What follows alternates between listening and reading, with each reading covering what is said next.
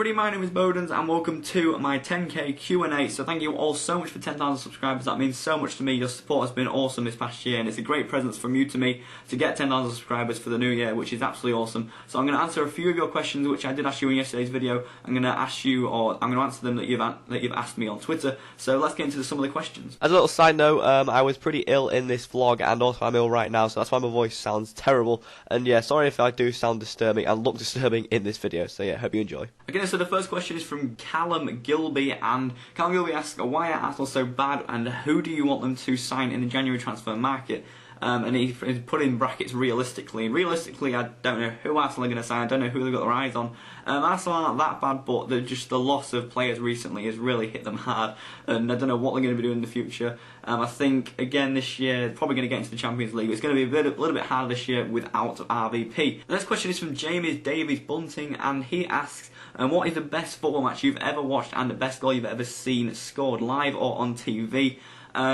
The best goal I've ever seen scored was our centre-back at home. Grimsby Town is this team I support, and our centre-back Pond, who literally just has left us today because his loan has run out, he scored basically this just insane goal, like a volley, side volley thing, into the top right corner. I think it's top left, I can't really remember that, but all I remember that it was awesome, and really for a centre-back to do that, it was absolutely fantastic. Kind of like the Coates one, or Coates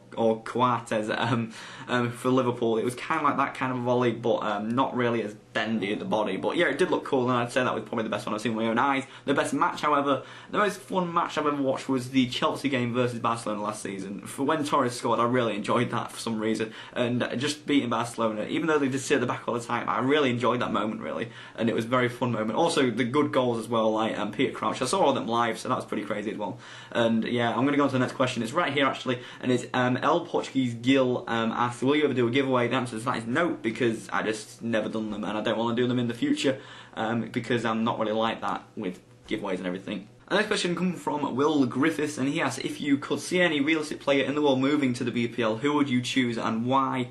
I'd like to see Messi in our league. Messi in our league, just to see if he's actually as good as people say, because of course and Ronaldo's been to the BPL, he's know what it's been, and he's actually dominated it as well. So Messi's the only person not to do this. If he comes here and dominates, then we can know he's the best player in the world. Alex Hull asks, what is the biggest loss you've ever made on a player when trading? And basically that was that silver left back a few weeks ago that got him from, bought him for 20k, no, I think maybe 30k, and sold him for 15k. So yeah, that is not the best thing I've ever had, and I would definitely like to forget that one, because I really make a loss. I don't like making a loss, and making like a 10k, 15k loss on a player, I was pretty devastated, I ain't gonna lie. Well yeah, move on to the next question, and we have a lot of them here, a nice chain of them. So let's go in this. What's your favourite aspect of trading? Says Shieldy, and he basically, my favourite aspect is just, it's fun. I really enjoy making profit. I just think to myself, wow, I'm making money on this, and it's really fun. I'm making coins, and I don't know, it's nice thinking that I can build up this like massive like wad of cash basically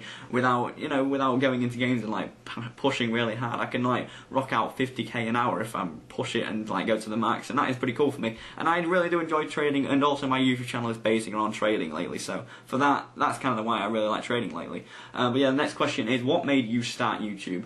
It says James or Kirkus HD, and what made me start YouTube was back in COD days. I just thought, you know what, I'm really enjoying Black Ops right now, and I'm going to start doing that. I had a Black Ops channel like 2 years ago maybe. I think it was on like my 14th birthday. I got a HBVR, and then I deleted that channel, started a new one, closed that after like a month, and then started this one, and here we are now, and in like a year and a few months we're at 10k, and that is pretty insane. So thank you so much for that. And FIFA is where I'm at. FIFA is pretty awesome, and I love football lately, so that's why I'm sticking with FIFA, and that's why I wanted to start YouTube really.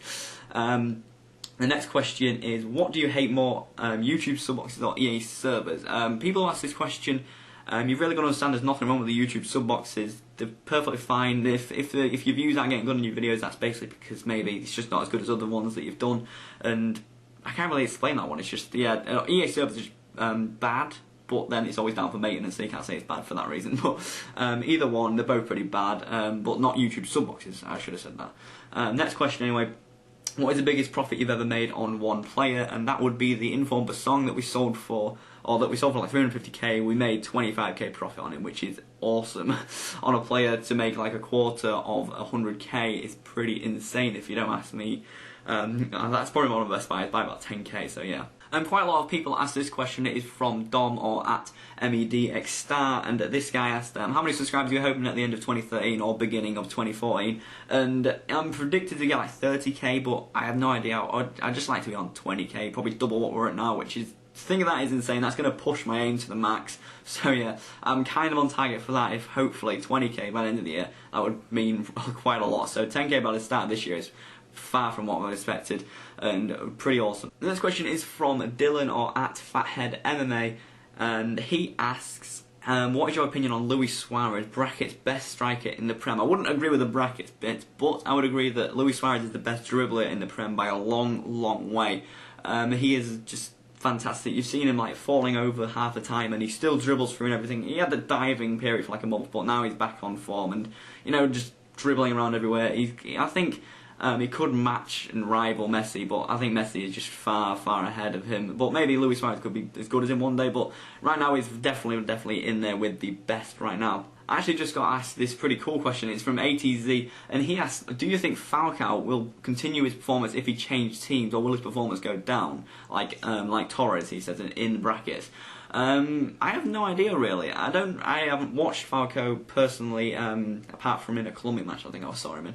But I haven't watched him with Atletico Madrid, so I don't know if his team is like pushing him to be this great player, or if he is just kind of getting the ball and then he's just going to score in many times. So if it is his team kind of helping him, then I guess it could go down. It's like, teams do have different play styles, but if you're a great player then you can work in any team, and I think what I've heard of Falcao, and what I did see of Falcao a little bit, I could imagine him becoming a great player if he moved teams no matter what. So if he did move teams, yeah, you could see him probably be dominating the Prem and everything. So sorry this is the only video today, but hopefully a good video for you all tomorrow. So thank you all for watching, guys. If you have enjoyed, please do drop a like. If you're new, subscribe for more, and as always I hope you have a great day.